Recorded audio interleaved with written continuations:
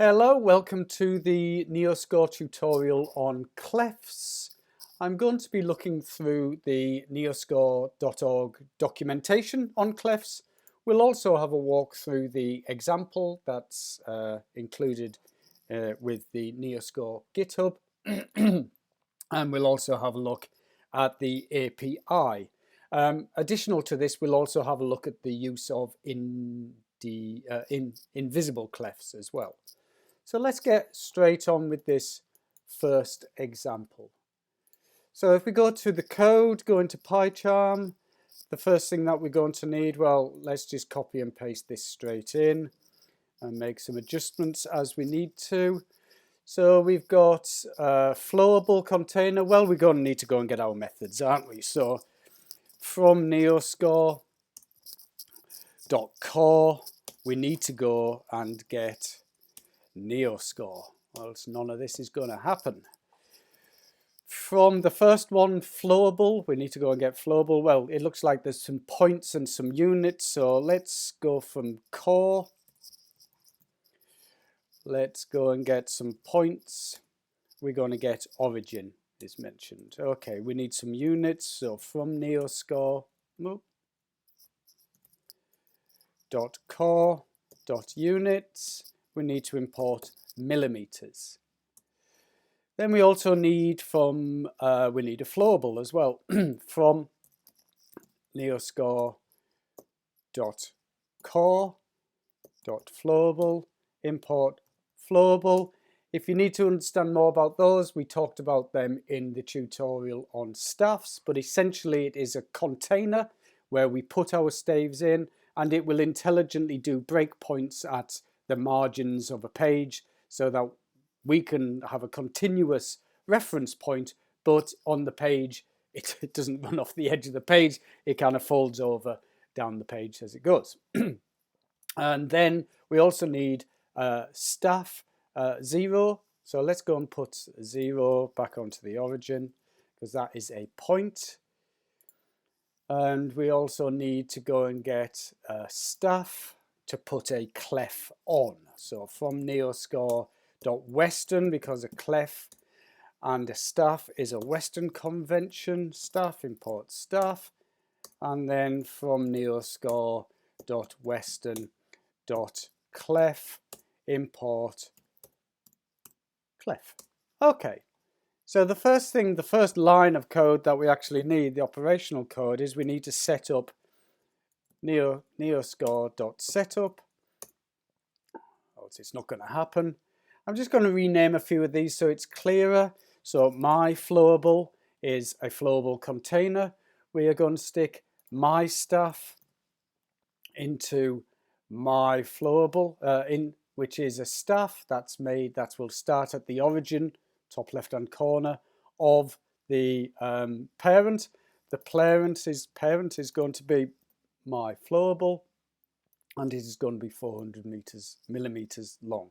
That's because the flowable container is also going to start at the origin of the page, which is essentially its parent, non-declared because it will automatically go onto the page. It is 400 millimeters long and it is 15 millimeters high. Clearly, we're only making enough room for a single stave to go through.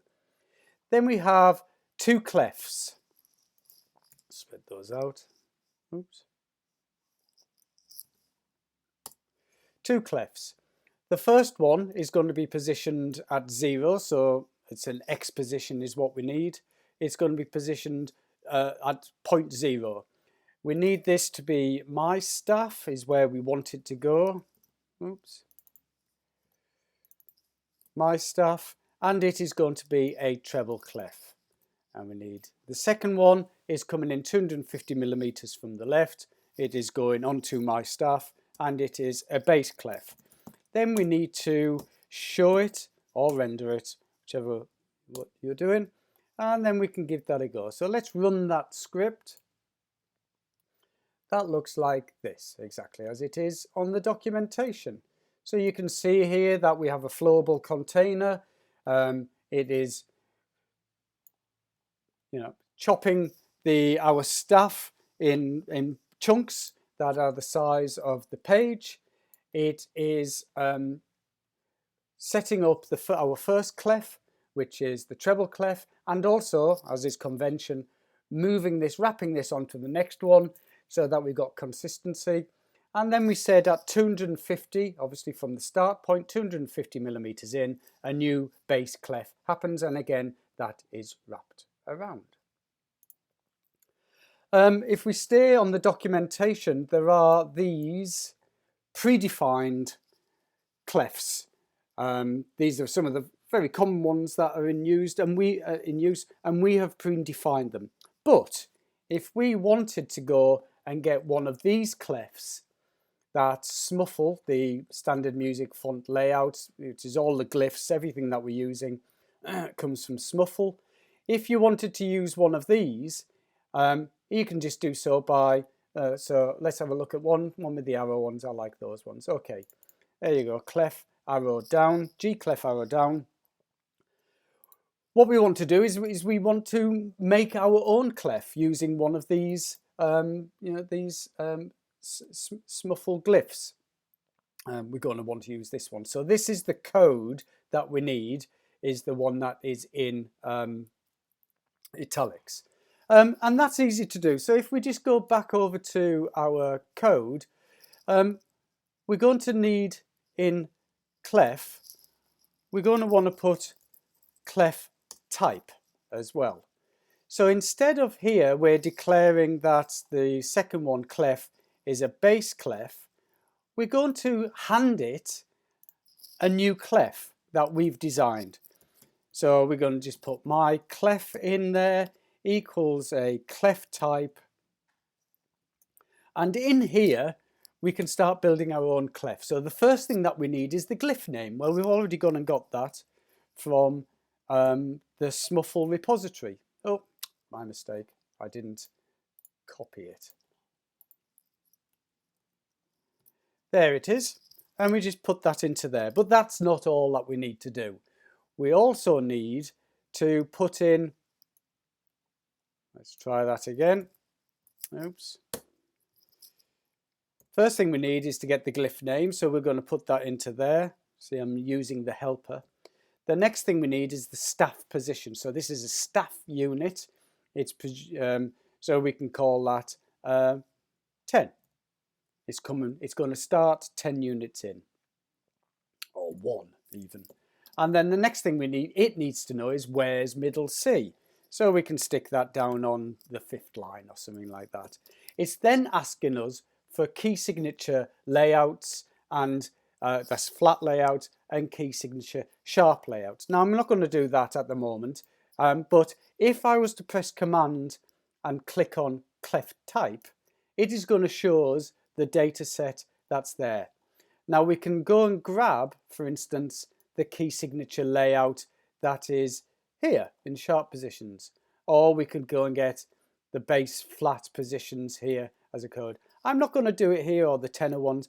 We can go and grab those existing ones. Here's where all of the standard ones are kept. So these are predefined as treble, clef type, and we've got that into there. So in a sense, you can kind of just copy and paste some of that into yours.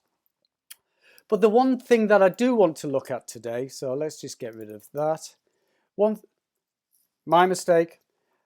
Once we've defined that, we need to tell this clef that it's the actual type that we want is my clef. So we would stick that into there and it wouldn't have a problem with it. Obviously, it's not going to run now because I haven't completed it, but that's a little bit more advanced functionality. But if you did want any of those Smuffle clefs, there's a whole heap of them, 100 or so, I don't know how many, but there's rather a lot for you to play with. So let's just get rid of that and let's stick that back to bass. Now the thing that I want, imagine we're in a situation where we're designing little sprites for a Unity game engine, one of the projects I've just finished working on myself, and I wanted to have individual notes on a 5-line stave, but I didn't want any of the furniture that comes with it. I didn't want a clef, didn't want key signatures, didn't want anything like that. I just wanted a unit of staves and then a staff and then on there a note. Now the good thing about a clef is it lets Neoscore know where C is or where F is, what line is in the middle, what that means, so that it can then, when you tell it to put on a note or a chord, it will automatically find its position on the stave line for you. But I don't want the clef showing. I didn't want any additional furniture on the sprite for the Unity game engine. So we invented this thing called an invisible clef, which will allow you to declare what type of clef it is on this particular line, but it won't show it. So we're going to need to go and get that. That is a separate class, a separate method. So from Neoscore, it's a Western concept, and it's called invisible clef, and we'll go and get the invisible clef. Now in this one here, at the moment we've got two clefs being shown. Let me put this one as the first. So instead of this clef, we're going to grey that out, just comment that out, and we'll build an invisible clef. Now it needs the same stuff. It needs a position, so we're going to say it's going to be positioned at 0. It needs a staff type. Where is it going? Which staff is it going? Well, it's going on my staff. And it needs to know what clef type it is. So we're going to call that a treble. So if we were to run this script now, it's going to present an invisible clef where the old one was, the old treble one, and we'll put in the bass clef at the original position. So let's run that. Let's have a look. There it is. So if we were to start populating this first part of the stave with notes, it would position the G here, it would position the B there, and it would position the D here, because it knows what type of clef it is, or what type of stave it is, because the invisible clef, which we can't see. And then obviously your bass clef will do the same thing. Okay, so let's then run and have a look at this example from the GitHub repository for Neoscore. I'm just going to take everything between the first and the last line, because we don't need helpers. We'll be running it in our own Neoscore environment.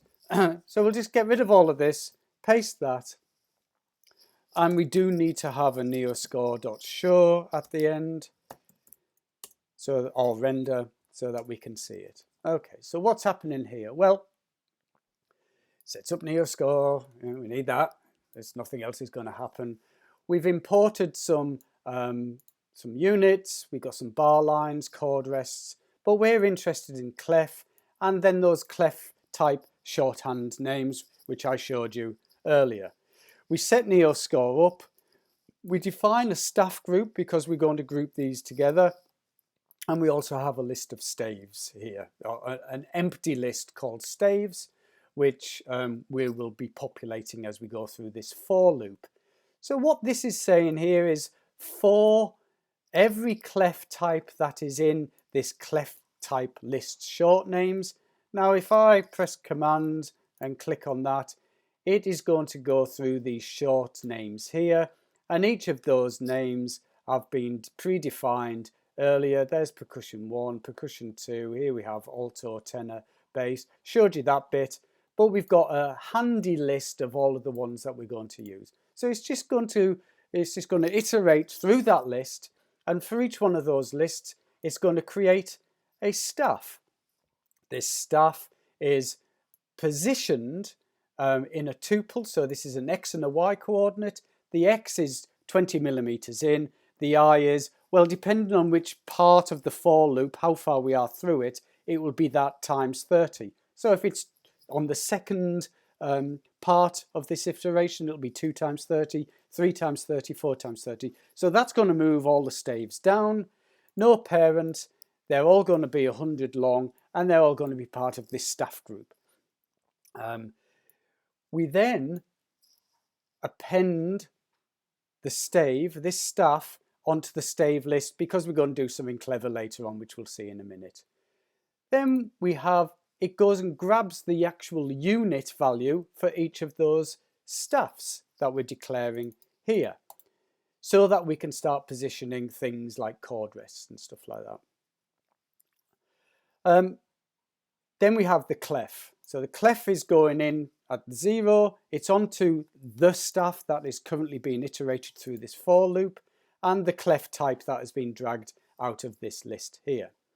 There's a key signature on each of them, which is C sharp major. Then we put some chord rests. Don't worry about that. We'll cover that in another tutorial after this one. And then we have a key signature again. We're going to cover that in the next one. But essentially, they're all following the same format, aren't they? Look, you know, there's the first X position. Which staff is it going on to? Well, it's going on to my staff. And then there's some subject-specific details. Well, this is the notes, and this is duration, and this is a key signature change to C flat major.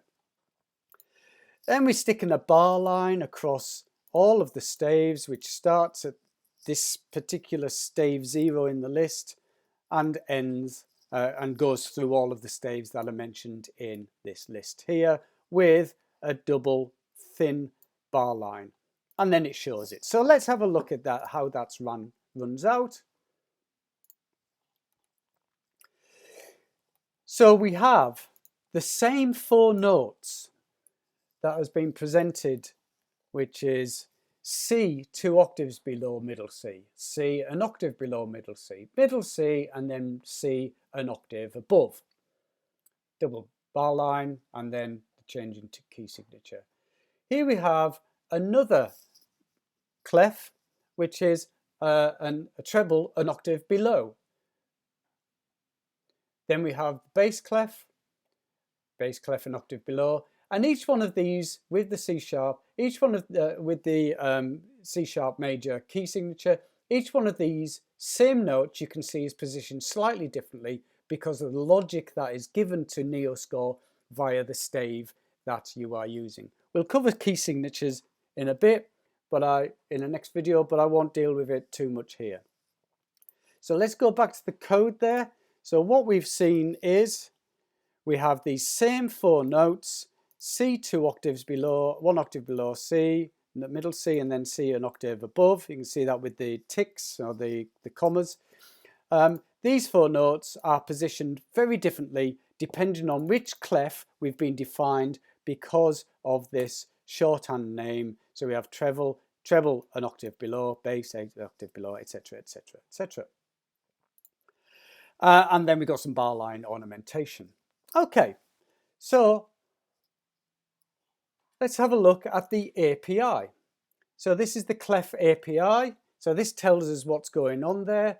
We already, let me show you it. Here's the clef API. It tells you what it is. It's graphical and logical staff clef. So that means that it is graphical, where it's positioned, what we're going to be positioning on there, but also as well things like where the middle C position is, so we can do some logic depending on which clef is in there. More importantly, where middle C is, and therefore where all the other notes that we're passing to Neoscore needs to be presented. So we have a position X, we have a staff, and we have a clef type. All of those are pretty important. We can't do anything without those. It won't be created. So that's them there. And then we've got these alternative ones here, such as font, brush, and pen. Pen's quite interesting because we can start changing the color of things. So let's have a look at that in a minute. There's also these other properties here as well. So we can call these functions clef type, breakable length, this middle C position. So we can actually start rendering out of here, or kind of harvesting out of clef as a class object, all sorts of other functions and details from it. So let's have a look at a couple of those, okay? Let's go back to the standard one. So I'm just doing a whole load of undos just to take us back to that. So we have an invisible clef and a normal clef. Let's get rid of the invisible clef. We're just going to deal with the bass clef. And I'm going to call it my clef. So my clef will instantiate a clef object. It's going to position it at 250 millimeters from the left. It's going to go onto my staff, and it's going to be a bass clef. Now I said we could pass it pens. We could change the colour of it. So, okay, let's see what happens. I'm going to pass it a pen. A pen is another object. It is from Neoscore core because it is a core concept. And we're going to import pen. We don't want to import pen pattern like we did at the previous video. And I'm going to make my pen is a pen. And we are going to say that it is a specific color. Now I know that red is hash FF0000. Of course, because there's lots of doubles there, we got R, G and B in hex, so we could do it with just single digits. So F00 would be the same as F0000 because we're doubling up. I'll stick with this for now. The next parameter that we need to create this is the thickness. Well, I'm not going to do that. It's an optional unit at 0. So, okay, let's put a thickness in of 2. See what happens with that. And then the next one is a pattern. Well, I said I'm not going to put a pattern in there. 2's grayed out, so I'm just going to leave that because I can't be bothered, because that's not the point. And then in my clef, I am going to pass my pen. So pen equals my pen. By the way, if we wanted to, you see this is a kind of creation argument unit, or it is a definable parameter. If we wanted to do that with these other ones, we could do. So for instance, position x equals, yeah, we could do staff equals, yeah, and we get my stuff in there. Once you start, you've got to fill them all in. Look, this is coming up with an error because what we haven't done is this type, clef type equals base. So once we start, we have to declare them all. Alternatively, if we just go through the sequence, the logical sequence of the initiation process, which is defined in the API, then we can just do them in sequence. But when we start jumping over things, like at the moment, if we have a look here, we got position, so we don't need to declare them, but because we're jumping over font and brush to get to pen, we have to declare that variable or declare that parameter there and then pass it my pen. So this is going to do something. It's going to color probably the outline or something like that of my clef with, there it is. It's put a nice little outline shade around it, and we could probably brush it and color it in with a different color if we wanted to, using the brush parameter there, or property it's probably called. Oh. So we also wanted to get these functions of clef type and middle C position. So let's go back to the code and just very quickly print those out. So I'll grey that out. So now that we've got my clef, I'm just going to print my clef and then add the function which is clef type. There you go. So if I was to run that script, down here it's going to tell us what the clef type is, and it's going to tell us that it is an F clef, and that the staff position of that creation argument is 1, and the property middle C staff position is -1. So therefore middle C is a ledger line above the top line of the stave. Yes, we know that. It also, here's all of the key signature sharp and flat layout details that you could have put in. You could copy and paste those and stick those in and see what happens. Have a play with those. But what's interesting here then, if we go back to this and if we put my staff is origin in there, and let's put in line count is equal to 2. So it's no longer 5. We've got a staff that is coming in with just 2 lines. And we've got my clef, which is a base clef. Let's see if any of these properties change. No, it doesn't. Staff position is still 1. Middle C staff position is still -1, so the ledger line above the top line. And if we were to show it again, it's going to work, except that it's only got the 2 lines.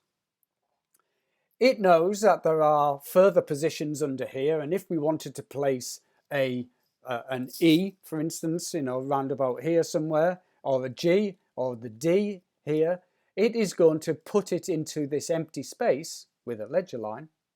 But it knows the logic because we've already declared it as a base clef. So it knows that C is this ledger line above this one, which is why we got that property there. The other one that we wanted to look at, so if we wanted to grab some of our own logic, is where is the middle C staff position. So let's go back into here and let's change this function to middle C staff position. And we'll press play again, and we get it is staff unit -1, which of course is middle C is going to be that one above the staff unit there. Okay, that's that.